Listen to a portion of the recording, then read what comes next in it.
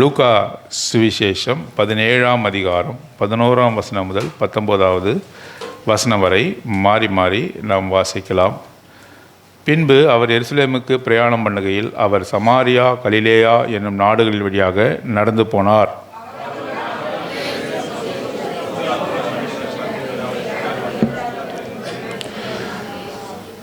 இயேசு ஐயரே, எங்களுக்கு இரங்கும் என்று சத்தமிட்டார்கள்.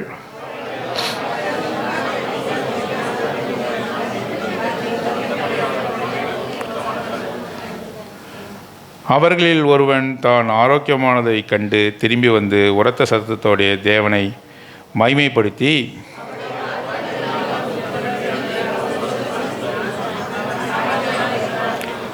அப்பொழுது இயேசு, சுத்தமானவர்கள் 10 பேர் அல்லவா, மற்ற 9 பேர் எங்கே?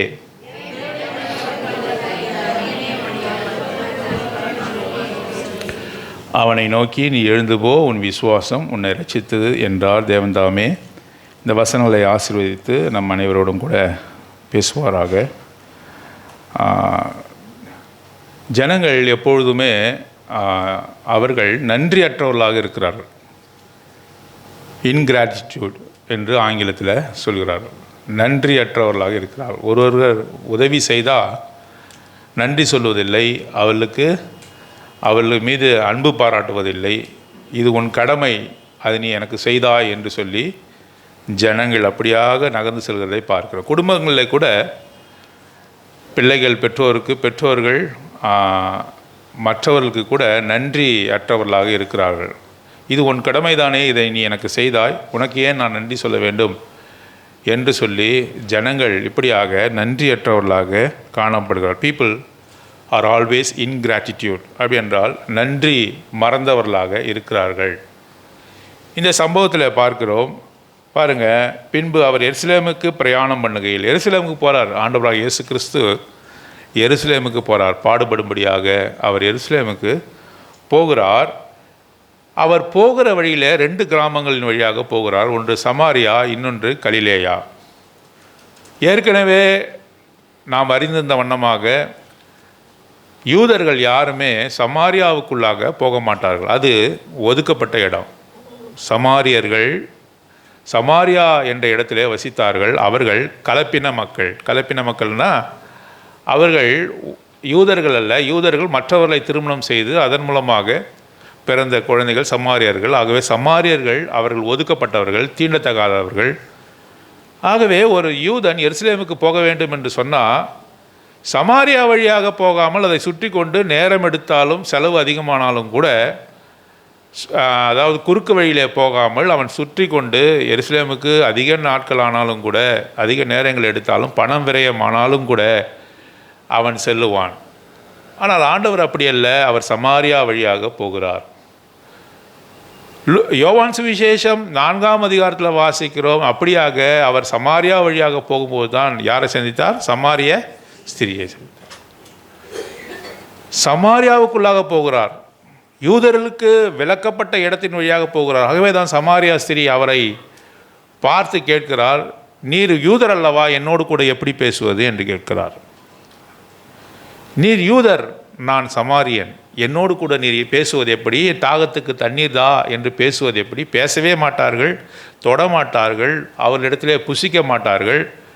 இப்படிப்பட்ட சூழ்நிலையில் இருக்கும்பொழுது அந்த சமாரியா ஸ்திரீ ஆண்டவராகிய இயேசு கிறிஸ்துவை அறிந்து கொண்டு, அவர் யூதர் என்று அறிந்து கொண்டு, யூதராகிய நீர் என்னிடத்திலே தாகத்துக்கு தண்ணீர் தா என்று எப்படி கேட்க முடியும் என்று சொல்லி கேட்கிறார். ஆகவே சமாரியர்கள் ஒதுக்கப்பட்டவர்கள், தீண்டத்தகாதவர்கள். ஆனால் ஆண்டவர் எருசலேமுக்கு போகிறார்.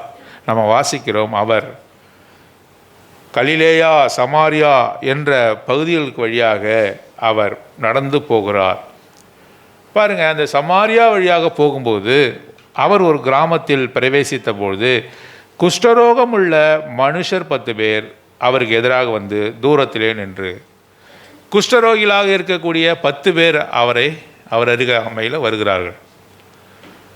ஏற்கனவே சமாரியா ஒதுக்கப்பட்ட இடம். அந்த ஒதுக்கப்பட்ட இடத்துல குஷ்டரோகிகள் காணப்படுகிறார்கள். அப்படின்றால் எருசலேமிலே குஷ்டரோகிகளுக்கு இடம் இல்லை. முதல்ல எருசலேமில் தான் தேவாலயம் இருக்கிறது. அந்த தேவாலயத்தில் குஷ்டரோகிகளுக்கு இடமில்லை. தேவாலயத்தில் மாத்திரமல்ல, அந்த நகரத்திலே இடமில்லை, எருசலேமிலே இடமில்லை. இதை வாசிக்கும் போது நாம் அப்படித்தான் புரிந்து கொள்கிறோம். எருசலேமிலே கூட அந்த குஷ்டரோகிகள் வசிக்க முடியாது. ஆகவே தீண்டத்தகாத இடமான சமாரியாவுக்கு அவர்கள் அனுப்பப்பட்டார்கள். யாரும் வசிக்க முடியாத, யூதர்கள் வசிக்க முடியாத இடமான சமாரியாவுக்கு அவர்கள் அனுப்பப்பட்டார்கள்.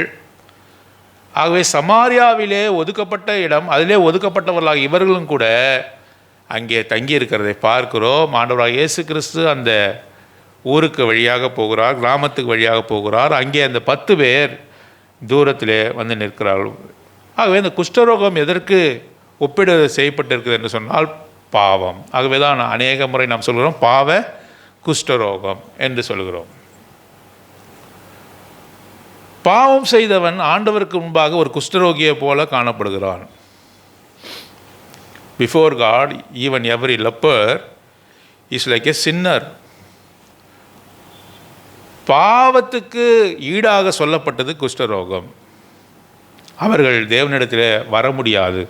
ஆகவே தான் நம்ம இங்கே வாசிக்கிறோம், அவர்கள் தூரத்திலே நின்று, they stand at a distance என்று வாசிக்கிறோம்.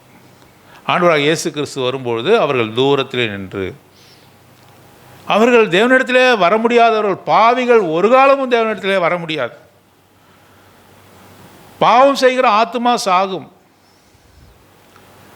பாவிகள் ஒரு நாளும் தேவனிடத்தில் வர முடியாது, தேவனை கண்டடைய முடியாது. நாமும் கூட ஒரு காலத்தில் இந்த பாவ குஷ்டரோகத்தில் இருந்தவர்களைப் போல காணப்பட்டோம். தேவனை அறியாதவர்களாக, தேவனற்றவர்களாக நாம் காணப்பட்டோம். எங்கே வாசிக்கிறோம்? எபேசியர் 2ஆம் அதிகாரத்தில் வாசிக்கிறோம். நாம் எல்லோரும் தேவனற்றவர்கள், காணியாட்சிக்கு புறம்பானவர்கள், தேவனை உடையவர்கள் அல்ல. நாம் அந்நிய தெய்வங்களை வணங்கி கொண்டு விக்கிரகங்களுக்கு நாம் வணங்கி பணிந்து கொண்டு இருந்தோம். ஒரு நாளும் தேவனை கண்டடையாதவர்களாக இருந்தோம். நம்மிடத்திலே அவர் வந்தார். ஒதுக்கப்பட்ட இடமான நம்மிடத்திலே வந்தார். ஒதுக்கப்பட்டவர்களாகிய நம்மிடத்திலே, பாவிகளாகிய நம்மை அவர் தேடி வந்தார். 1 யோவான் 4ஆம் அதிகாரத்தில் வாசிக்கிறோம். என்ன வாசிக்கிறோம் என்று சொன்னால், நாம் எதற்காக அவரை நேசிக்கிறோம் என்றால், அவர் நம்மை முந்தி நேசித்தார். we love him because he first loved us என்று வாசிக்கிறோம். நாமே அவர் போய் தேடி கண்டடையவில்லை, நாமே அவர் மீது அன்பு கொள்ளவில்லை. ஆனால் அவர் அன்பு செய்த நிமித்தமாக நாம் அவரை அன்பு செய்தோம். அதுதான் 1 யோவான் 4ஆம் அதிகாரத்தில் வாசிக்கிறோம். அவர் நம்மை முந்தி நேசித்ததினால் நாம் அவரை நேசித்தோம் என்று வாசிக்கிறோம். நாம் சத்துருக்கள், நாம் அந்நியர்கள், நாம் தேவனற்றவர்கள், இஸ்ரவேலின் காணியாட்சிக்கு புறம்பானவர்கள், ஒரு காலம் தேவனிடத்தில் அண்டி சேர முடியாதவர்கள், சமாரியர்களைப் போல, பாவ குஷ்டரோகிகளைப் போல நாம் காணப்பட்டோம் என்று சொல்லி பார்ப்போம். ஆகவே ஒரு கிராமத்திலே பிரவேசித்த போது குஷ்டரோகமுள்ள 10 பேர் அவருக்கு எதிராக வந்து தூரத்திலே நின்று, they can't approach. மனுஷனாலே வெறுக்கப்பட்டவர்கள், யூதர்களாலே வெறுக்கப்பட்டவர்கள், சமாரியர்களாலே கூட வெறுக்கப்பட்டவர்கள், ஒதுக்கப்பட்டவர்கள். யார்? இந்த குஷ்டரோகிகள். சமாரியர்களே ஒதுக்கப்பட்டவர்கள் தான். அந்த சமாரியர்கள் கூட என்ன செய்கிறாங்க? அந்த சமாரியர்களே கூட என்ன செய்கிறாங்க? இந்த குஷ்டரோகிகளை ஒதுக்குறார்கள். அப்போ அவங்கள see the pathetic condition of a leper. ஒரு குஷ்டரோகியினுடைய கடினமான காலத்தை பாருங்கள். ஒரு சமாரியனே ஒதுக்கப்பட்டவன், அந்த சமாரியன் கூட ஒரு குஷ்டரோகியை ஒதுக்குவான். இப்போ ட்ரவுன் ராடன். ஆகவே மிகவும் பின்தங்கிய, ஒதுக்கப்பட்ட, யாரும் நேசிக்காதவர்கள். நீங்கள் வீடுகளில் போய் வாசிங்க. லேவியராகவும் 13ஆம் அதிகாரம் 14ஆம் அதிகாரத்தில் இந்த குஷ்டரோகியை குறித்து, குஷ்டரோகத்தை குறித்து சொல்லப்பட்டிருக்கிறது. இந்த குஷ்டரோகிகள் என்ன செய்ய வேண்டும் என்று சொன்னால், they must not come into contact with the people or the priest. ஒரு ஆசாரியனிடத்திலோ மக்கள் மத்தியிலோ அவர்கள் வரக்கூடாது. ஒரு வழியாக நடந்து போகிறார்கள் என்று சொன்னால் அவர்கள் சொல்ல வேண்டிய வார்த்தை என்ன? தீட்டுள்ளவன் என்று சொல்ல வேண்டும். ஐ ஆம் அன்க்ளீன் என்று சொல்ல வேண்டும். கத்திக்கிட்டே போகணும். ஏன் என்று சொன்னால் அப்பொழுதுதான் மக்கள் வந்து அவங்க கிட்ட வரமாட்டாங்க. நான் அசுத்தமுள்ளவன் பிறர் சொல்வதல்ல, தானே சொல்லணும். எவ்வளோ கஷ்டம் பாருங்கள். எப்படி என்று சொன்னால், நான் திருடன் வந்து என்ன சொல்லலாம், நான் திருடன்னு ரோட்டில் கத்திட்டு போனால் எவ்வளோ அவமானமாக இருக்கும். திருடர்லாம் அப்படி போகிறாங்க, சிரிச்சிக்கின்னு டாட்டா காட்டிக்கின்னு டாட்டா காமிக்கிறது கொண்டு சிறைசாலைக்கு போகிறதுக்கு முன்னாடி என்ன எப்படி பண்ணுறாங்க திருடர்கள், கொள்ளையடிக்கிறவங்க எப்படி போகிறாங்க, சிரிச்சுக்கிட்டு டாட்டா காட்டிட்டு சந்தோஷமாக அங்கே பேட்டி அளித்து விட்டு போகிறாங்க. ஆனால் ஒரு குஷ்டரோகி நிலைமை என்ன, தன்னை குறித்து தானே சொல்லணும். என்னது, ஐ ஆம் அன்க்ளீன் என்று சொல்லணும். நான் தீட்டுள்ளவன், நான் அசுத்தமானவன் என்று சொல்லி அவன் தன் வாயால் உரக்க கத்தணும். எவ்வளோ கடினமான காரியம் பாருங்கள். இது பாவத்தின் தன்மையை குறிக்கிறது. நாம் எல்லோரும் பாவிகள். ஸ்திரீயின் இடத்துல பிறந்த மனுஷன் வாழ்நாள் குறுகினவனும் சஞ்சலம் நிறைந்தவனுமாய் இருக்கிறான். ஸ்திரீயின் இடத்துல பிறந்த யாரும் பாவிதான். ஆகவே சங்கீதம் 51 வாசிக்கிறோம், நான் துர்க்குணத்திலே உருவானேன், என் தாய் என்னை பாவத்திலே. யார் சொல்கிறது? தாவீது ராஜா சமஸ்த இஸ்ரவேலுக்கும் தலைவரான ராஜாவே சொல்கிறாரு. யார் அவர்? குஷ்டரோகி. தாவீது யார்? சொல்ல வாய் வரல, அவராக குஷ்டரோகி, அவரை போய் சொல்கிறீங்களேன்னு நீங்கள் இருக்கீங்க. அவரும் குஷ்டரோகி தான். தேவனுக்கு முன்பாக பாவம் செய்த எவனும் குஷ்டரோகி. ஆகவே தான் ராஜாவாகிய தாவீது உயர்ந்த ஸ்தானத்தில் இருந்தாலும் கூட அவன் சொல்கிறான், என் தாய் என்னை பாவத்திலே கற்பந்தரித்தாள். நான் பரிசுத்தமானாக இருந்து நான் பாவம் செய்யவில்லை. நான் பிறக்கும் போது என் இடத்துல என்ன இருந்தது? பாவம் இருந்தது. நான் கீழ்ப்படியாமின் மகன், நான் பாவி. நான் பாவம் செய்ததுனாலே பாவி அல்ல, நான் இந்த உலகத்தில் பிறந்ததுனாலே பாவியானவன். பாவத்தின் தன்மையை பாருங்கள், கீழ்ப்படியாதனுடைய தன்மையை பாருங்கள். ஆகவே அவனும் கூட ஒரு குஷ்டரோகியாகத்தான் இருக்கிறான். தேவனுக்கு முன்பாக பாவம் செய்த எவனும் யாரும் அவர் சுகப்படுத்தினால் ஒழிய பாவிதான். ஆகவே தான் நம்ம இங்கே பார்க்கிறோம், 10 பேர் வந்து நின்றார்கள், தூரத்தில் நின்றார்கள். சமாரியனருக்கு முன்பாக இல்லை, யூதராய் இருந்த ஆண்டவராய் இயேசு கிறிஸ்துக்கு முன்பாக அவர் நிற்கிறார்கள். அப்படி நிற்கும்போது அவரிடத்தில் உயர்வு தாழ்வு இல்லை. 10 பேரும் ஒரே தாய்க்கு பிறந்தவங்க போட்டப்பட்டிருக்கா? இல்லை. தே கம் ஃப்ரம் டிஃப்ரெண்ட் என்னது situation, different family, different background. அவர்கள் 10 பேரும் வித்தியாசமான இடங்கள்லேருந்து வந்திருக்கக்கூடும் இல்லையா? 10 பேருடைய அறிவு வித்தியாசமாக இருக்கும், 10 பேருடைய பழக்க வழக்கங்கள் எல்லாரும் வித்தியாசமாக இருக்கும். 10 பேரும் ஒரே மாதிரியாக ஒரு தாய் வயிற்று பிள்ளை என்று போடப்படவில்லை. 10 பேரும் வித்தியாசமானவர்கள். ஆனால் தேவனுக்கு முன்பாக அவர்கள் நிற்கும்போது எப்படியா நிற்கிறாங்க சொல்லுங்கள்? குஷ்டரோகியாக நிற்கிறார்கள். நாமும் கூட ஒருவருக்கு ஒருவர் பார்க்கும்போது நாம் என்ன சொல்கிறோம்? உன்னை விட நான் படித்தவன், உன்னை விட எனக்கு வேலை இருக்குது, உன்னை விட எனக்கு வசதி இருக்குது, வாய்ப்பு இருக்கிறது, உன்னை விட நான் அறிவாளி என்று நீங்கள் ஒருவரை ஒருவர் பார்த்து சொல்லக்கூடும். நாம் ஒருவரை ஒருவர் பார்த்து தாழ்த்தி உயர்த்தி சொல்ல முடியும். உன்னை விட நான் உயர்ந்தவன், என் ஜாதி பெருமையை சொல்ல முடியும், என்னுடைய படிப்பை சொல்ல முடியும், என்னுடைய வசதி வாய்ப்புகளை சொல்ல முடியும். ஆகவே உன்னை விட நான் பெரியவன் என்று ஒருவருக்கு ஒருவர் சொல்ல முடியும். ஆனால் தேவனுக்கு முன்பாக நம்ம யார்? பாவ குஷ்டரோகிகள். அவருக்கு முன்பாக உன்னுடைய படிப்பு, ஞானம், வசதி, உன்னுடைய பெருமை, உன்னை நீதி செய்கிற காரியங்கள் எல்லாம் கந்தை குப்பை. அவருக்கு முன்பாக அவருடைய இரத்தத்தினாலே நீ கழுவப்பட்டால் ஒழிய நீ ஒவ்வொருவனும் யார்? பாவ குஷ்டரோகி. அவருக்கு முன்பாக நான் படித்தவன் என்று ஒரு நாளும் மார்த்தட்ட முடியாது. அப்போஸ்தலர் எல்லாரை காட்டிலும் யார் ரொம்ப படித்தவர்கள்? அப்போஸ்தலனாகிய பவுல். அவர் என்ன சொல்கிறார்? ஆண்டவர் இடத்துல சொல்லும்போது என்ன சொல்கிறாரு? நான் பாவியிலே ஐ ஆம் த சீஃப் ஆஃப் த சின்னர். எல்லாராலும் துடைத்து போடப்படுகிற கந்தை துணி. ஐ ஆம் த சீஃப் ஆஃப் த சின்னர். நீங்கள்லாம் பாவிங்கன்னா நான் உங்களை காட்டிலும் பரிசுத்தவான்னு சொல்லலை, நான் உங்களை காட்டிலும் நீதி செய்கிறேன்னு சொல்ல, உங்கள் எல்லாரையும் நான் கடைசியாக நிற்க வேண்டியவன், நான் பெரும்பாவி என்று சொல்கிறார். ஐ ஆம் the chief among you all என்று சொல்கிறார். நான் எல்லாரை காட்டிலும் பெரும்பாவி. யார் அவர்? மெத்த படித்தவர். கமாலியல் என்ற ஒரு ஃபிலாசபர் இடத்துல அவர் படித்தவர், வசதி வாய்ப்பு உடையவர், அதிகாரமிக்கவர், ஞானமிக்கவர். அப்போஸ்தலனாகிய பேதுரு சொல்லும்போது சொல்கிறார், அப்போஸ்தலனாகிய பவுலுக்கு வெளிப்பட்டதை போல யாருக்கு வெளிப்படலை. அவ்வளோ உன்னதமான காரியங்களை தெரிந்து கொண்டார். அவர் சொல்கிறார், நான் பெரும்பாவி என்று சொல்கிறார். நான் சிலுவையை குறித்தே இல்லாமல் வேறொன்றை குறித்து நான் மேன்மை பாராட்ட மாட்டேன் என்று சொல்கிறார். எனக்கு சிலுவை தான், அவரை தவிர நான் யாரையும் மேன்மை பாராட்ட மாட்டேன் என்று சொல்கிறார். கொலோசியரில் பிலிப்பியரில் வரும்பொழுது அவர் சொல்லுகிறார், எல்லாம் அங்கே என்னவாக இருக்கிறது, குப்பையாக இருக்கிறது என்று சொல்லுகிறார். தேவனுக்கு முன்பாக நாம் எல்லோரும் அப்படித்தான் இருக்கிறோம்.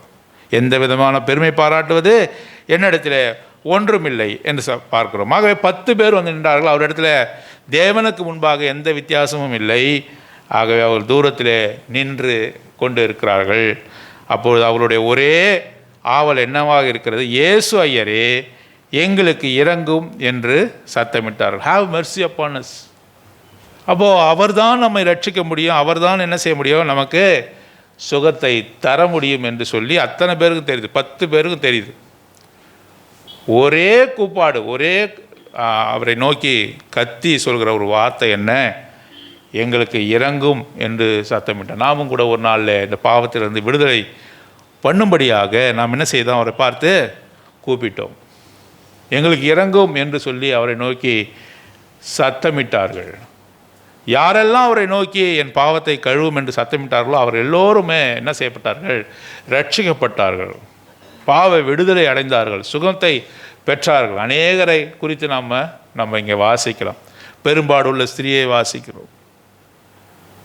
பெரும்பாடுள்ள ஸ்திரீ அவருடைய வஸ்திரத்தை உங்கள் ஓரத்தை தொட்டால் சுகத்தை அவர் பெற்றார். பர்திமேயை குறித்து நாம் வாசிக்கிறோம். எனக்கு இறங்கும் என்று சொல்லி அதிகமாக கத்தின பர்திமேயை குறித்து வாசித்தோம். யாரெல்லாம் அவரை நோக்கி கூப்பிடுகிறார்களோ அவர்களுக்கு என்ன செய்கிறாரு, அவர் இரக்கமுள்ளவராக இறங்குகிறார்.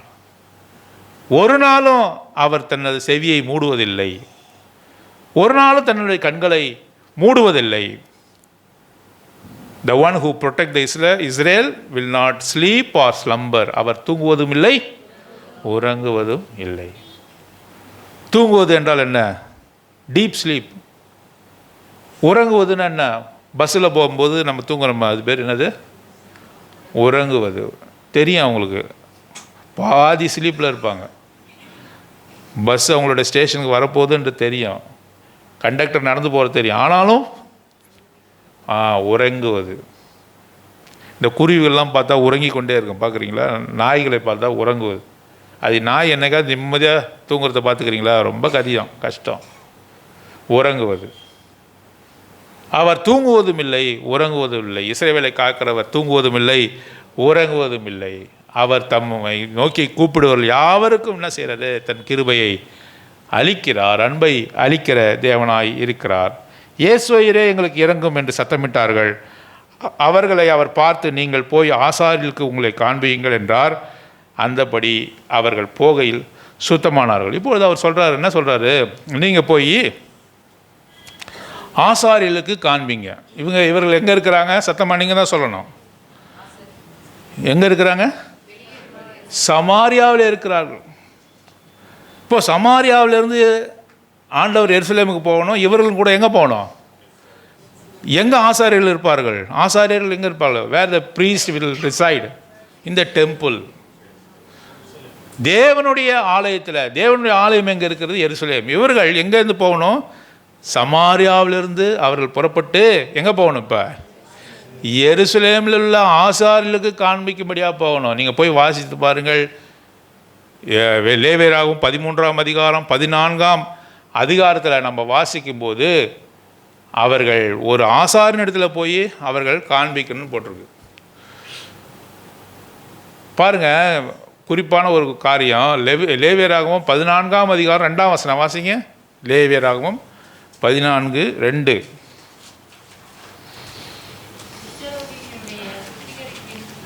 நாளில்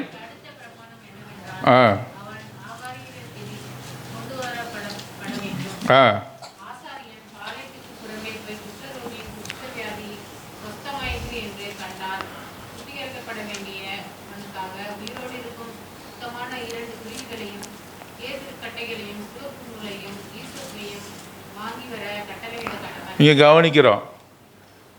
இப்போ குஷ்டரோகி தான் சுகமானதை அறிவிக்கும்படியாக ஆசாரியன் இடத்துல போகணுமா, ஆசாரியன் குஷ்டரோகிட்டில் வரணுமா? ஆசாரியன் தான் வரணும். இவர்கள் போக வேண்டிய அவசியம் இல்லை. ஏன்? ஒருவேளை இவர்கள் என்ன பண்ணப்பட்டிருக்கலாம், தான் சுகமானேன் என்று நினைத்து கொண்டு அசுத்தம் உள்ளவனாக எருசலேமுக்கு நுழைய முடியும், அங்கே ஆலயத்துக்குள்ளே நுழைந்து தீட்டுப்படுத்த கூடும். ஆகவே ஆண்டவர் பிரமாணத்தை கொடுக்கும்போது என்ன சொன்னார் என்று சொன்னால், குஷ்டரோகி தான் சுகமானேன் என்று அவன் நினைத்தால் அவன் என்ன செய்யணும், ஆசாரியனை அழைப்பிக்க கடவன். ஒருவேளை சுகமாக இருக்கலாம், சுகம் இல்லாமல் போயிருக்கலாம். நல்லா புரிஞ்சுக்கிட்டீங்களா? எந்த குஷ்டரோகியும் தான் சுகமானேன் என்று நினைத்தால் அவன் எங்கே போகக்கூடாது, எருசலேமுக்கோ தேவாலயத்துக்குள்ளாக போய் ஆசாரியத்தில் காண்பிக்கக்கூடாது. ஏன்? ஒருவேளை சுகமாகாமல் இருக்கலாம். அப்போது சுகமாகாமலே அங்கே எருசலேமுக்கு போனான் என்று சொன்னால், அல்லது அங்கே ஆலயத்துக்கு போனான் என்று சொன்னால் அவற்றையெல்லாம் தீட்டுப்படுத்தக்கூடும். ஆகவே நியமிக்கப்பட்ட பிரமாணம் என்ன என்று சொன்னால் ஆசாரியன் தான் வரணும். ஆனால் ஆண்டவர் இவரில் என்ன சொல்கிறாங்க, ஆசாரியை வரவழைத்து நீங்கள் சுகமானதை குறித்து தெரிவிங்கள் என்று சொல்லலை, நீங்கள் போங்கன்னு சொல்கிறார். அப்படின்னா என்ன? நான் சொன்ன உடனே நீங்கள் என்ன பண்ணிட்டுருக்கீங்க, சுகமாயிட்டீங்க, தைரியமாக போங்க, நீங்கள் சுகமாக இருக்கிறீர்கள், ஆகவே நீங்கள் போங்கள் என்று சொல்கிறார். அவர்களும் முழு விசுவாசத்தோடு எங்கே போகிறார்கள், ஆசாரியரை தங்களிடத்தில் வரவழைக்காமல் இவர்கள் என்ன செய்கிறாங்க, அங்கே போகிறதை நாம் பார்க்கிறோம். பாருங்கள், இங்கே நம்ம வாசிக்கிறோம், அந்தபடி அவர்கள் போகையில் சுத்தமானார்கள். அவர் சொன்ன உடனே சுத்தமாகல, அவரை விசுவாசித்தார்கள். ஆண்டவராக இயேசு கிறிஸ்து தங்களுக்கு சுகம் கொடுக்க முடியும் விசுவாசித்தார்கள். விசுவாசத்தை நடக்கையிலே காட்டும் பொழுது, விசுவாசத்தை அவர்கள் செயல்பாட்டிலே காட்டும்போது தான் சுகமானாங்க. நான் ஆண்டவரை விசுவாசிக்கிறேன், அது செயல்படாது. என்ன பார்க்குறோம், அவர்கள் போகையில், அப்போ குஷ்டரோகத்தோடு தான் போகிறாங்க. சமாரியா அவருடைய வார்த்தை சொல்லப்பட்ட உடனே அவங்க சுகமாகலை, விசுவாசிக்கிறாங்க. விசுவாசித்து சில பேர் என்ன செய்திருக்கலாம், இவர் சொன்னால் சுகமாகுமா, ஆகாதுன்னு அங்கேயே உட்கார்ந்துருந்தா என்ன பண்ணியிருக்கோம், சுகமாக இருக்குமா? ஒரு நாளும் சுகமாக. ஆண்டவர் சொன்ன வார்த்தையை விசுவாசித்தார்கள். நீங்கள் போய் ஆசாரியன் இடத்தில் காண்பீங்கள் என்று சொல்கிறார்கள். முழு விசுவாசத்தோடும் இந்த 10 பேரும் சமாரியாவிலிருந்து புறப்பட்டார்கள். அவர்கள் போகையில், நான் வாசிங்க, அதெல்லாம் மிக முக்கியமான வார்த்தை. சுகமானார்கள், சுகமாவீர்கள் என்று சொன்ன உடனே சுகமாகல, அவர்கள் போகையில். யோவான் சுவிசேஷம் 2ஆம் அதிகாரத்தில் கானா ஒரு கல்யாணத்தில் பார்க்கிறோம், அங்கே கற்சாடிகள் வைக்கப்பட்டிருந்தது, திராட்சரசம் குறைவுபட்டது. அப்பொழுது ஆண்டவர் என்ன சொல்கிறாரு, இந்த கற்சாடிகளில் சத்தமாக சொல்லுங்களேன், இப்போ தான் தூங்கி இருந்தால் தண்ணீரை நிரப்புங்கள் என்று சொன்னார். வேலைக்காரரை பார்த்து என்ன சொல்கிறாரு, இதை மொண்டு என்ன பண்ணுங்க, பந்தி விசாரிப்பு காரணத்தில் கொண்டு போங்கள், பந்தி பரிமாறுங்கள் என்று சொன்னார். அவர்கள் என்ன செய்தார்கள், அவர்கள் மொல்லும்போது தண்ணி தான் இருந்தது, அவர்களுடைய கோப்பைகளில் எடுக்கும்போது அது தனியாக தான் இருந்தது. அதை கொண்டு போகும்போது என்ன நடந்தது, தண்ணீர் என்னது, ருசியுள்ள திராட்சரசமாக மாறினது. தண்ணி தானேனாக்கா தண்ணி தான். அவர் சொல்லை கேட்டு விசுவாசித்து அந்த விசுவாச உடன்படிக்கை நிமித்தமாக அவர்கள் விசுவாசத்தை செயல்படுத்தும் போது என்ன நடக்குது, மாற்றம் நடக்கிறது. பயப்படல அவங்க. இவர் சொல்லிட்டாரு, அங்கே ஊற்றும் போது திராட்சரச கிண்ணத்தில் உட்காந்துருக்காங்க, சாப்பாட்டுக்கு உட்காந்துருக்காங்க, திராட்சரச கிண்ணத்தில் ஊற்றுனா தண்ணியாக தான் ஊற்றணும், நம்மனாக்க என்ன தண்ணி தான் ஊற்றுவாங்க. அவர்கள் விசுவாசித்தார்கள். அவர் சொன்னார், அது செயல்படுத்த வேண்டும் என்று சொல்லி அவர்கள் செயல்படுத்தினார்கள். இன்று ஆசீர்வாதம் நம்முடைய வாழ்க்கையில் ஏன் வரல, நம்ம விசுவாசிக்கிறோம், அந்த விசுவாசத்தை நம்முடைய வாழ்க்கையில் செயல்படுத்தலை. ஆகவே அவர்கள் போகையில் என்ற வார்த்தை இருக்கிறது. அதுதான் ஒவ்வொரு வார்த்தையும் மிக முக்கியமான வார்த்தை. அந்தபடி அவர்கள் விசுவாசித்தார்கள், விசுவாசத்தை நடைமுறைப்படுத்தினார்கள். அப்பொழுது அவர்கள் சுத்தமானார்கள்.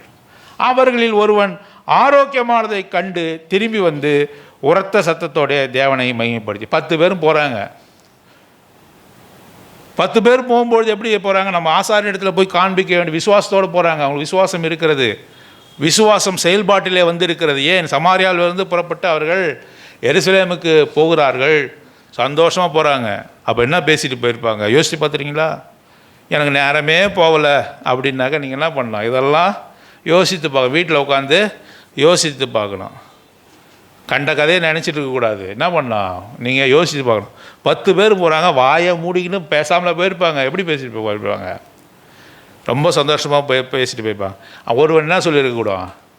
நான் ஆசாரியன் இடத்துல காண்பித்து நான் சுத்தமானவன் என்று ஆசாரியன் சொன்ன பிறகு, ஆசாரியன் சொன்னாதான் நீ சுத்தமானவன். You must be declare by the priest that you are clean. சுத்தமான சொன்ன முதல்ல போய் என் மனைவி பிள்ளைகளை நான் பார்ப்பேன் சொல்லியிருப்பானா இல்லையா? என்னுடைய மனைவி பிள்ளைகளை நான் பார்ப்பேன். எவ்வளோ சந்தோஷமாக! மனைவி பிள்ளைகள் கூட ஒரு குஷ்டரோகியை பார்க்க முடியாது. குடும்பத்திலிருந்து, சொந்தக்காரங்கள் இடத்துலேருந்து அவன் பிரிக்கப்பட்டவன், அவன் தள்ளப்பட்டவன். He was a leper is a desolate and despised. அவமானப்படுத்தப்பட்டவன், அவன் தனித்து விடப்பட்டவன், despised by many, desolate. அவன் என்ன சொல்லியிருப்பான்? நான் சுத்தமான பிறகு நான் போய் எனது மனைவி மக்களை நான் பார்ப்பேன்.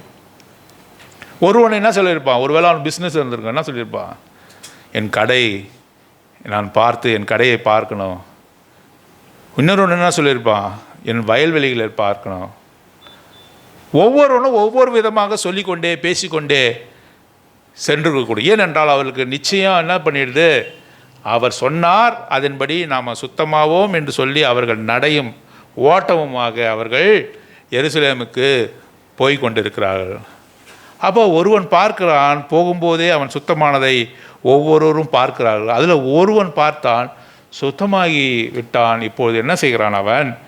அவன் போய் கொண்டிருக்கையில் அவன் சுத்தமானான் என்று அறிந்து ஆரோக்கியமானதை கண்டு உடனே எருசலேமுக்கு போல, ஆலயத்துக்கு போல, அங்கே சமாரியாவிலே இருந்த ஆண்டவராக இயேசு கிறிஸ்துவினிடத்தில் திரும்பி வந்து காதருகே வந்து நன்றி ஆண்டவரே என்று சொன்னானா? என்ன சொன்னான்? ஓடி வந்திருப்பான். மனம் திரும்பிய மைந்தன் எப்படி வந்து லூக்கா சுவிசேஷம் 15ஆம் அதிகாரம் தன்னோட தகப்பன் வீட்டுக்கு எப்படி வந்தான்? ஓட்டமாக வந்தான். அதை போல இவன் எருசலேமுக்கு போகிற வழியிலே அவன் சுகமானான். இப்பொழுது அவன் ஓட்டமும் நடையுமாக திரும்பி வந்து காதருகே போய் சொல்லலை நன்றி ஆண்டவரே என்று சொல்லி அவரை தனியாக அழைத்து சொல்லலை. இந்த கிராமம் முழுவதும் ஆண்டவர் எங்கே இருக்கிறாரோ அவர் தனிமையாகவே இருக்க மாட்டார், தெரியுமா? ஏனென்றால் ஜன நெருக்கத்தின் மத்தியில் தான் இருப்பார். அவர் எப்போ வந்தாலும் எங்கே நகரத்துக்குள்ளாகவோ கிராமத்துக்குள்ளாக போனால் அவரை சுற்றி ஆயிரக்கணக்கான பேர் நெருக்கி கொண்டிருப்பார்கள். ஆகவே தான் சகேயு காட்டத்தி மரத்தில் ஏறலாம் அவரை பார்க்கும்படியாக. சகேயு போய் பார்க்க முடியல. ஏன்? கூட்டம் நெரிச்சல் அவ்வளவாக இருப்பதால் அவரை பார்க்கும்படியாக காட்டத்தி மரத்தில் ஏறுகிறான். பெரும்பாடுள்ள ஸ்திரீ அவரிடத்துல நேராக வர முடியல, ஏன்னா நெருக்கம். ஆகவே வஸ்திர தொங்கலை தொடுகிறான். அதையாச்சும் தொட்டுட்டு போயிடுவான். அவர்கிட்ட பேச முடியல. ஏன் பேச முடியல? அதிகமான பேர் அவரோடு கூட பேசி கொண்டிருக்கிறார்கள், அதிகமான பேர் அவரை நெருக்கி கொண்டிருக்கிறார்கள். ஆகவே அந்த வஸ்திர தொங்கலாச்சும் நம்ம தொட்டுடுவோம்னு வந்திருக்கான். ஆண்டவராக இயேசு கிறிஸ்து ஒரு நாளும் தனிமையாக இருந்ததே இல்லை. கூட்ட நெருக்கத்தின் மத்தியில், நெரிச்சலில் அவர் காணப்பட்டிருக்கிறார். அதிகமான நேரங்கள், ஒரு சில நேரங்களை தவிர்த்து அதிகமான நேரங்கள் கூட்டத்தார் மத்தியில் தான் இருப்பார். இப்போ அவன் வரான், சுகமாக்கப்பட்ட இந்த குஷ்டரோகி வருகிறான். வரும்பொழுது அந்த கிராமமே பார்க்குது. அந்த கிராமமே பார்த்து கொண்டிருக்கிற பொழுது உரத்த சத்தத்தோடு அவன் கத்தல் கூப்பாடு எவ்வளோ பெருசாக இருக்குனாக்கா, உரத்த சத்தத்தோடு என்ன செய்தான்? தேவனை மகிமைப்படுத்தினான். நாம் இங்கே எதுக்கு வந்திருக்கிறோம்? தேவனை மகிமைப்படுத்த. இங்கே ஆராதிக்கிறது பக்கத்தில் கேட்கல. உரத்த சத்தத்தோடு என்ன பண்ணா? மகிமைப்படுத்தணும். யார் மகிமைப்படுத்த முடியும்?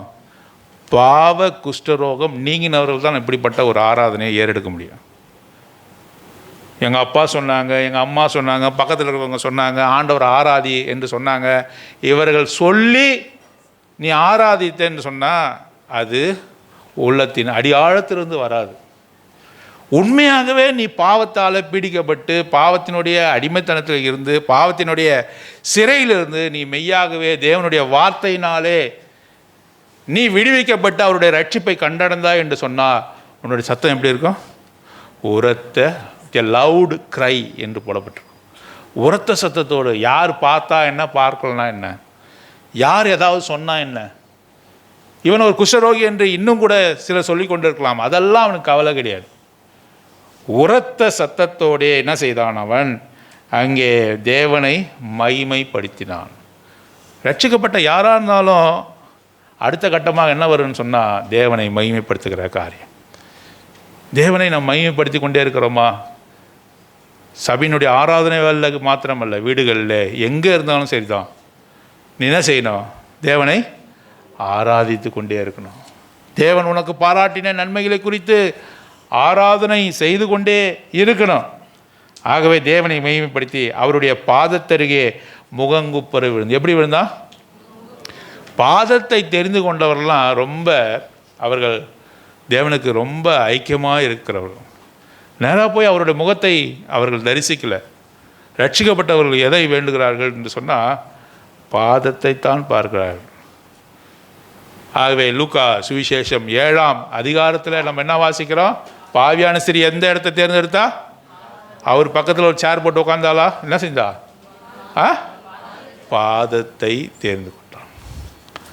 பாதத்தை தெரிந்து கொண்டு என்ன செய்தா? கண்ணீரினாலே பாதத்தை அவன் நினைக்கிறாள். கண்ணீர் எவ்வளோ வரும் உங்களுக்கு? குடங்குடமாக வரும் பிரதர். அதெல்லாம் பொய். கண்ணீர்லாம் குடத்தில் பிடிக்க முடியாது. அவர் பாதத்தை நினைத்து என்று சொல்லும்போது பாதத்திலே முகங்குப்புற விழுந்து கிடக்கிறா. கண்ணீர் ஊற்றி கொண்டே இருக்கிறது. ஆகவே அவருடைய பாதம் நனைந்து கொண்டது. இப்பொழுது தன்னுடைய தலைமயிரினாலே என்ன பண்ணுறா? துடைக்கிறா. பக்கத்தில் ஒரு டவலை வாங்கி முந்தானையில் துடைத்தாலும் போடல. ஏன் தலைமயிரினால துடைக்கிறா?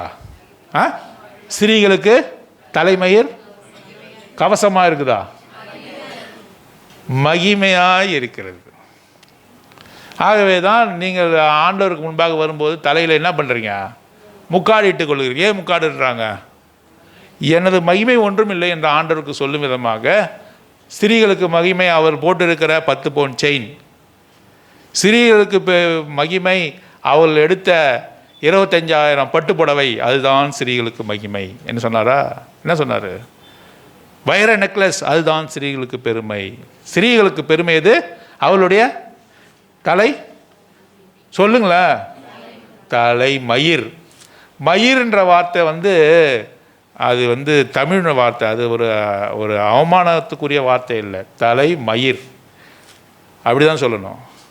தலை மயிர். முடி நாங்கள் நாசுக்காக சொல்கிறோங்க, அப்படி கிடையாது. நான் வீட்டில் சொல்லுவேன், சோறு போடுமான்னுவேன். சோறு போடுங்கம்மா, சோறு போடுங்க மம்மினா. ஏன்டா சோறு போடுன்னு சொல்கிற? அப்படி சொல்ல, சாதம் போடு, இல்லை ரைஸ் போடுன்னு சொல்லுவேன். சாதம் போடு.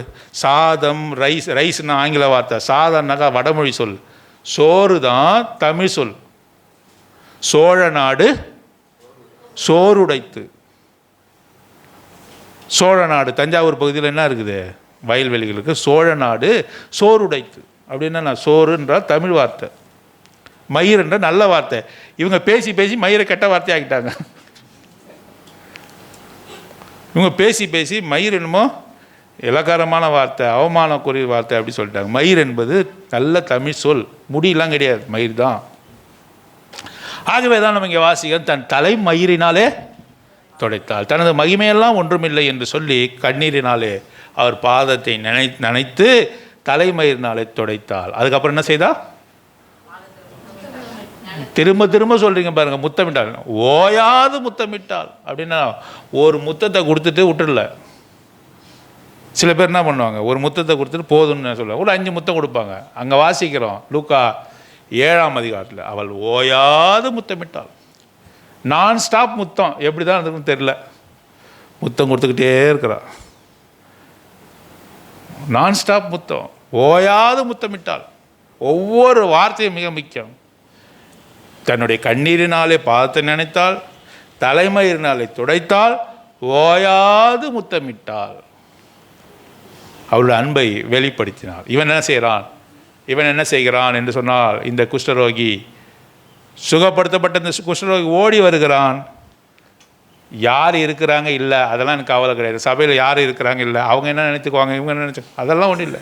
நான் ஆண்டவருக்கு மகிமையும் துதியும் செலுத்த வந்திருக்கிறேன். ஆகவே உரத்த சத்தத்தோடு உள்ளத்தின் அடியாழத்திலிருந்து நன்றி பெருக்கின இருதயத்தோடு கூட அவருக்கு நன்றி செலுத்த வேண்டும். ஆகவே தான் உரத்த சத்தத்தோடைய தேவனை மகிமைப்படுத்தி அவருடைய பாதத்தருகே, 16வது வசனம், பாதத்தருகே முகங்குப்புற விழுந்து அவருக்கு சோத்திரம். அவன் யாரு? சமாரியனாய் இருந்தான். விளக்கப்பட்டவன், தீட்டுள்ளவன். அவன் யாரு? தேவனுக்கு மிக நெருக்கமாக மாறிவிட்டான். அவன் ஒரு சமாரியன். அவன்தான் தேவனுக்கு மிக நெருக்கமாக மாறிவிட்டான். அப்பொழுது இயேசு, 17வது வசனம், அப்பொழுது இயேசு, சுத்தமானவர்கள் 10 பேர் அல்லவா, மற்ற 9 பேர் எங்கே? 9 பேர் எங்கே அனு கேட்குறார். 9 பேர் எங்கே? 10 பேர் அல்லவா, மற்றவெல்லாம் எங்கே போயிட்டாங்க? ஆசாரின் இடத்துல போய் சர்டிஃபிகேட் வாங்க போயிட்டாங்க. ஆசாரியில் தான் என்ன பண்ணோம்? ப்ரீஸ்ட் மஸ்ட் சர்டிஃபை தம். அவர்கள் தான் சொல்லணும், நீங்கள் நான் சுத்தமாயிட்டேன் நீங்கள் போய் குடும்பத்திலலாம் வாழ முடியாது. ஆசாரியன் டிக்ளேர் பண்ணணும், ஆசாரியன் சொல்லணும். தேவனுக்கு நன்றி சொல்வதை காட்டிலும் ஆசாரியனுடைய அப்ரூவல் முக்கியம். நாம் கூட அநேகர்னா எப்படி இருக்கோம்? பிரதர் என்ன எதுன்னு நினச்சிக்க கூடாது, பாஸ்டர் என்ன எதுன்னு நினைக்கக்கூடாது, எங்கள் சர்ச் எல்டர் எதுன்னு நினைக்கக்கூடாது. அதெல்லாம் தூக்கி குப்பையில் போடு, ரபிஷ். உன்னை மனுஷர்கள் உயர்த்தி சொல்வதனால, உன்னை தாழ்த்தி சொல்வதனால உனக்கு எந்த விதமான லாபமும் கிடையாது. எங்கள் பிரதர்லாம் என்னை பெருமையாக நினைக்கணும், நீ குப்பையாக தான் நினைக்கப்படுவ. ஆண்டவருக்கு முன்பாக நீ தாழ்மைப்படணும். ஆண்டவருடைய அப்ரூவல் மிக முக்கியம். ஆண்டவர் தான் உன்னை அங்கீகரிக்கணும். ஆகவே இந்த 9 பேர் அங்கே ஆசாரிய இடத்துல போனார்கள். இந்த ஒருவன் மாத்திரம் என்ன செய்தான்? திரும்பி வந்து தேவனை மகிமைப்படுத்தினான். 9 பேர் எங்கேன்னு கேட்குறார். 18வது வசனம், தேவனை மகிமைப்படுத்துவதற்கு இந்த அந்நியனே ஒழிய மற்றொருவனும் திரும்பி வர காணோமே என்று சொன்னார். எவ்வளோ வருத்தம் பாருங்கள் ஆண்டவருக்கு. அப்போ நன்றி சொல்லணும்னா ஆண்டவருக்கு வருத்தமாக இருக்கும், சந்தோஷமாக இருக்குமா? வருத்தமாக இருக்கும். நீ நன்றி ஆண்டவரே என்று சொல்லலைன்னா, நீ அவர் ஆராதிக்கலைன்னா ஆண்டவர் மெய்யாகவே வருத்தப்படுறார். ஏன்னா அவ்வளோ பெரிய தியாகத்தை உனக்காக செய்திருக்கிறார். சிலுவையில் தம் ஜீவனை கொடுத்திருக்கிறார், ரத்தத்தை சிந்திருக்கிறார். அவர் நன்றி சொன்னான்னா சொல்லலைன்னா அப்படின்னா நம்ம சொல்லக்கூடாது. Thanks giving is a mandatory one. அது கண்டிப்பாக செய்யப்பட வேண்டும். Worship is a mandatory one. பரிசுத்த அலங்காரத்தினுடைய கூட கர்த்தரை தொழுது கொள்வேன். தொழுது கொள்வது என்பது கட்டாயம் செய்யணும். தொழுது கொள்ளலாம், தொழுது கொள்ளாமல் போகலாம், அப்படியெல்லாம் இல்லை. கர்த்தரை தொழுது கொள்ளணும். எல்லா இடங்களிலும் தொழுது கொள்ளணும், எவ்வேளையிலும் தொழுது கொள்ளணும், எல்லா சூழ்நிலையிலும் தொழுது கொள்ளணும். இந்த இடம் அந்த இடம், இந்த இடத்துல தொழுது கொள்ள முடியும், அந்த இடத்துல தொழுது கொள்ள முடியும், அப்படி இல்லை. எல்லா சூழ்நிலையிலும் தொழுது கொள்ளணும். அப்படி என்றால் இன்றைக்கி நான் கஷ்டமாக வந்திருக்கேன் பிரதர், அதனால் வாயை திறக்க மாட்டேன் இன்றைக்கி, அப்படி சொல்லக்கூடாது. நேற்று என்னுடைய வாழ்க்கையில் மிகப்பெரிய துயரம் பிரதர், இன்றைக்கி நான் ஆண்டவரை ஆராதிக்கல, சொல்லவே கூடாது. எவ்வேளையிலும் எக்காலத்திலும் என் நிலையிலுமே நான் என்ன செய்வேன்? கர்த்தரை தொழுது கொள்வேன். கர்த்தருக்குரிய தொழுகையை நாம் கொடுத்தே ஆக வேண்டும். கர்த்தருக்கு நன்றி தெரிவிப்பதை கொடுத்தே ஆக வேண்டும். Irrespective of your condition, circumstances, சூழ்நிலை எப்படியா இருந்தாலும் சரி, நீ கர்த்தருக்கு நன்றி தெரிவிக்கிறவனாக இருக்க வேண்டும். ஆகவே தேவனை மகிமைப்படுத்துவதற்காக இந்த அந்நியனே ஒழிய மற்றொருவனும் திரும்பி வர காணோமே என்று சொல்லி வருத்தத்தோடு சொல்கிறார். அவனை நோக்கி, நீ எழுந்து போ, உன் விசுவாசம் உன்னை ரட்சித்து. அப்போ அந்த 9 பேர் சரீர சுகத்தை பெற்றுக்கொண்டார்கள். சரீரம் சுகமானது, அவர்கள் ஆரோக்கியமானார்கள். இந்த ஒருவன் மாத்திரம், இந்த சமாரியன் மாத்திரம் எதை பெற்றுக்கொண்டான்? சரீர சுகத்தையும் பெற்றுக்கொண்டான். திருப்பி லெப்பர் ஆயிட்டான் அவன்? இல்லை, சரீர சுகத்தையும் பெற்றுக்கொண்டான், ஆத்ம சுகத்தையும் பெற்றுக்கொண்டான். ஆகவே திரும்பவும் சொல்லுகிறார், அவனை நோக்கி, நீ எழுந்து போ, உன் விசுவாசம் உன்னை ரட்சித்தது. 10 பேர் அனுப்புகிறார்ல, அப்போ அவர் என்ன தெரியுமா சொன்னார்? ஒன்றுமே சொல்ல, போய் ஆசார் இடத்துல காட்டுங்கன்னு சொன்னார். நீங்கள் விசுவாசித்தீங்க, உங்களை ஆண்டவர் நான் ரட்சிக்கிறேன்னு சொல்லவே இல்லை. நீங்கள் போய் உங்கள் சரீர சுகத்துக்கான காரியத்தை ஆசாரின் இடத்துல காண்பீங்கன்னு சொன்னார். ஆனால் திரும்பி வந்து யார் நன்றி சொன்னாலும் அவனுக்கு எதை கொடுத்தாரு? எது முக்கியம்? சரீர சுகம் முக்கியமா? சத்தமாக சொல்லுங்களேன். ஆத்ம சுகம், ஆத்ம ரட்சிப்பு முக்கியமா? சரீர சுகம் முக்கியமா? ஆத்ம சுகம் முக்கியமா? ஒரு கையோடு கூட நீ எங்கே போகலாம்? பரலோகத்து. 2 கையோடு எங்கே போகலாம்? நரகத்து. எப்படியா இருந்தாலும் உன்னை எந்த சூழ்நிலையில் வைத்திருந்தாலும் கூட, உன்னை தனிமையாக வைத்திருக்கலாம், வியாதியோடு வைத்திருக்கலாம், கடன் பிரச்சனையோடு வைத்திருக்கலாம், எந்த இடத்துல எப்படியாக வைத்திருந்தாலும் கூட நீ என்ன செய்யலாம்? ஆண்டவருக்கு நன்றி செலுத்தலாம். நீ ஆண்டவருடைய வீட்டிற்கு செல்ல முடியும். உனக்கு ஆத்ம சுகத்தை தந்தார். 9 பேரும் சரீர சுகத்தை பெற்றுக்கொண்டார்கள். இவன் சரீர சுகத்தை மாத்திரமல்ல, ஆத்ம சுகத்தையும். அங்கே சொல்லும்பொழுது ஆங்கிலத்தில் இதை வாசிங்க, அந்த 19வது வசனம், அதை வாசி முடிச்சிடலாம். And he said unto him, arise, go thy way, whole. wholeன்னு என்ன அர்த்தம்? முழுமையாக அர்த்தம். thy faith had made thee whole அப்படின்னா என்ன? முழுமையாக நீ என்ன பண்ணப்பட்ட? ரட்சிக்கப்பட்டிருக்க. இவர்கள் பாதி சரீர சுகம் மாத்திரம்தான். ஆனால் இவனுக்கோ thy faith had made thee whole, உன்னை முழுமையாக அதை நான் ரட்சித்து கொண்டேன் என்று சொல்லி மிகுந்த சந்தோஷத்தோடு அவன் போகும்படி செய்தார். அதுக்கு ஒரே காரணம் என்ன? நன்மையை பெற்றுக்கொண்டவர்கள். பெற்றுக்கொண்டவர் மாத்திரமல்ல, நன்மையே இல்லைனா கூட அவர் யார் என்பதற்காக அவரை ஆராதிக்க வேண்டும், அவருக்கு நன்றி செலுத்த வேண்டும். அப்படிப்பட்டவர்களாக காணப்பட தேவன் தாமே நமக்கு உதவி செய்வாராக.